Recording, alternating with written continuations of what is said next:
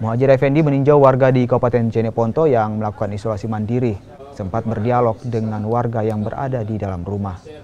Syahabudin bersama dengan anak dan istrinya dinyatakan positif COVID-19 sejak 13 hari lalu dan melakukan isolasi mandiri dengan tingkat keluarga.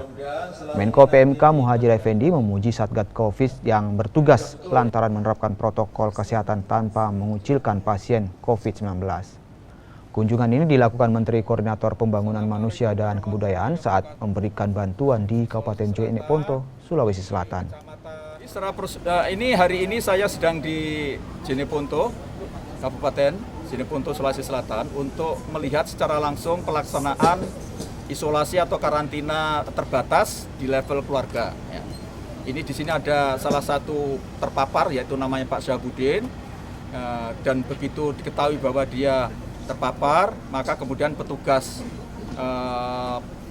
pelacak atau tracer segera melakukan tracing kepada seluruh keluarga dan orang-orang yang diperkirakan telah berhubungan dekat, berkomunikasi dekat dengan yang bersangkutan, dan kemudian keluarganya diisolasi.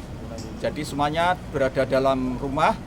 Yang sudah terpapar harus menjaga jarak di dalam rumah itu dengan yang belum terpapar sampai diamati dalam waktu tertentu untuk dipastikan bahwa yang terpapar ini bisa diatasi, tidak sampai terjadi peningkatan kondisinya, status kesehatannya, tidak sampai menjadi berat apalagi kritis.